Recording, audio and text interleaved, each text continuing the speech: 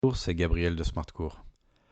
Aujourd'hui, on va voir un chapitre qui est fondamental pour l'année de première, mais également pour les années suivantes, c'est le chapitre sur la dérivation. Mais avant cela, je vous invite à vous abonner à la chaîne. Alors, à quoi sert ce chapitre? Jusqu'à présent, vous ne savez déterminer les variations que de quelques fonctions, les fonctions affines, les fonctions polynômes de degré 2, les fonctions de référence, mais c'est tout. Ce chapitre va nous servir à déterminer les variations de n'importe quelle fonction. Quelques rappels pour démarrer. Donc, le coefficient directeur d'une droite. Vous savez qu'on appelle coefficient directeur d'une droite, donc on note m, la pente de la droite. Donc si m est positif, la droite monte, et réciproquement, et plus m sera grand, plus la pente sera verticale. Si m est négatif, la droite descend, et si la droite est horizontale, le coefficient directeur est nul. Calcul du coefficient directeur d'une droite. Donc on prend la courbe représentative d'une fonction, on prend deux points A et B de cette courbe. A a pour coordonnées A, f de A, et le point B a pour coordonnées B, f de B. Soit M le coefficient directeur de la droite AB, donc M c'est f de B moins f de A divisé par B moins A. C'est toujours la différence des ordonnées par la différence des abscisses. Vous pouvez avoir une autre forme de cette formule qui serait YB moins YA divisé par XB moins XA. Qu'est-ce qu'une tangente? Alors, la tangente a une courbe en un point et la droite qui touche sans la couper en ce point. Par exemple, là, si j'ai la courbe représentative de la fonction f, on a en rouge la tangente en point d'abscisse A. Alors, cette définition, elle est un petit peu fausse, mais on va s'en accommoder et en tout cas, elle va nous servir pour comprendre la suite. Ensuite, sens de variation et signe du coefficient directeur d'une tangente. En fait, pourquoi on va s'intéresser au coefficient directeur des tangentes à la courbe? Parce qu'on se rend compte que lorsque j'ai un coefficient directeur qui est positif, à ce moment-là, j'ai ma courbe qui est croissante. Et lorsque j'ai mon coefficient directeur de tangente qui est négatif, à ce moment-là, je vois que ma fonction est décroissante. Donc il y a une corrélation directe entre le signe du coefficient directeur des tangentes et le sens de variation des fonctions. C'est pour ça que pour étudier les variations d'une fonction, il suffira d'étudier le signe du coefficient directeur des tangentes. Point de vue local et point de vue global.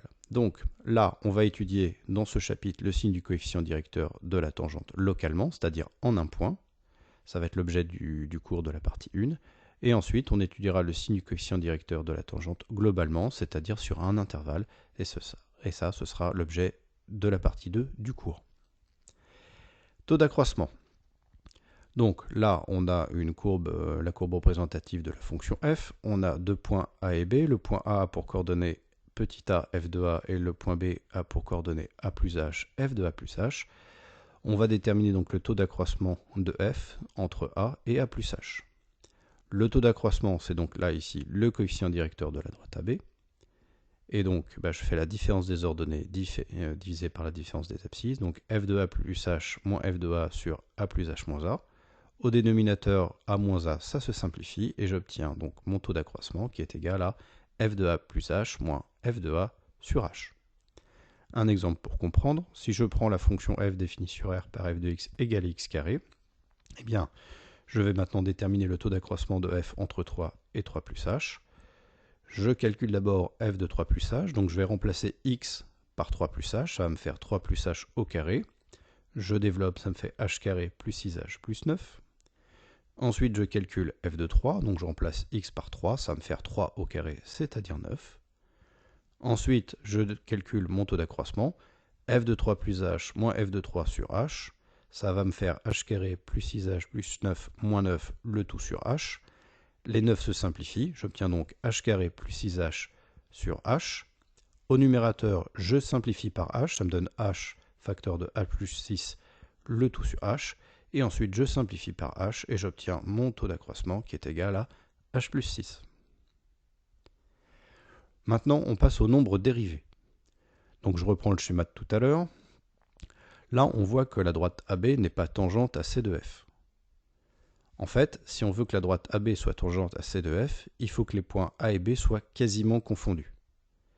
Et les points A et B ils sont quasiment confondus à une seule condition, c'est si H est très proche de 0.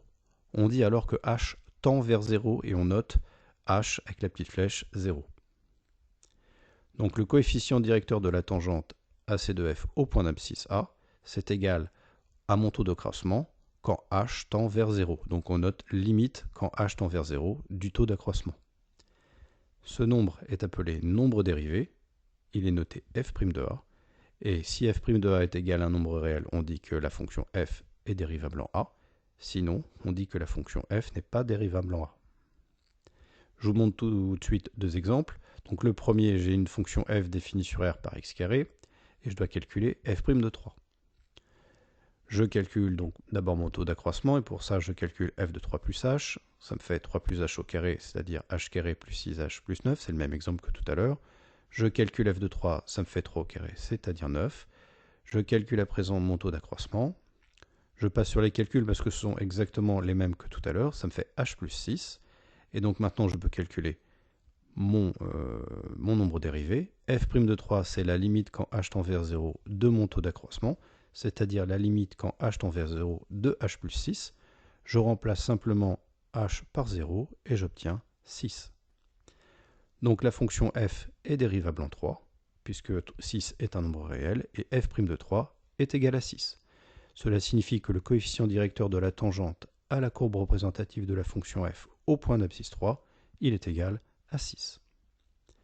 Tout de suite un deuxième exemple qui est un grand classique, donc c'est la fonction f qui est la fonction racine carrée, et on va démontrer que f, pour le coup, n'est pas dérivable en 0. Et donc que f' de 0 n'existe pas. Je calcule f de 0 plus h, ça me fait racine carrée de 0 plus h, c'est-à-dire racine carrée de h. Je calcule f de 0, ça me fait racine de 0, c'est-à-dire 0. Je calcule à présent mon taux d'accroissement. Donc f de 0 plus h moins f de 0 sur h, ça fait racine carrée de h divisé par h. H au dénominateur, c'est racine carrée de h fois racine carrée de h. Je simplifie par racine carrée de h et j'obtiens 1 sur racine carrée de h. La limite quand h tend vers 0 de f de 0 plus h moins f de 0 sur h, c'est égal à la limite quand h tend vers 0 de 1 sur racine carrée de h. Et là, je vois bien que si je remplace h par 0, je vais me retrouver avec 1 sur quelque chose qui tend vers 0, et ça ne sera pas égal à un nombre réel, mais quelque chose qui tend vers plus l'infini. La fonction racine carrée n'est donc pas dérivable en 0. Équation de tangente.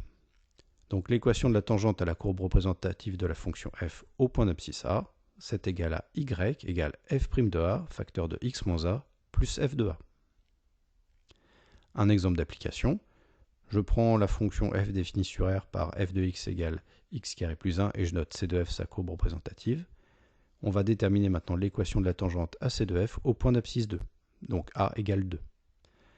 L'équation de la tangente que je recherche, c'est y égale f' de 2, facteur de x moins 2 plus f de 2. Je vais donc calculer f de 2, ça nous fait 5. Je calcule f' de 2, ça vaut 4. Donc là, j'ai passé les calculs, mais j'aurais dû faire exactement les mêmes calculs que précédemment, c'est-à-dire calculer d'abord le taux d'accroissement et ensuite le nombre dérivé. Et après, pour trouver l'équation de la tangente, il suffit juste de remplacer f' de 2 par 4 et f de 2 par 5. Je développe, je réduis, et j'obtiens l'équation réduite de ma tangente qui est y égale 4x moins 3. Voilà, c'est terminé pour le point de vue local. Maintenant, on va voir le point de vue global, en tout cas, on va l'introduire. Donc, si on veut étudier maintenant les variations d'une fonction sur un intervalle, eh bien, on va étudier le signe du coefficient directeur de la tangente, non plus en un point A, comme on a fait là, mais sur un intervalle entier. Et pour cela, on va simplement remplacer A, qui est un nombre réel donné, par X, qui est une variable. On notera f', la fonction dérivée de f. Voilà, c'est terminé. J'espère que la vidéo vous a plu, et pour ma part, je vous dis à la prochaine. Ciao!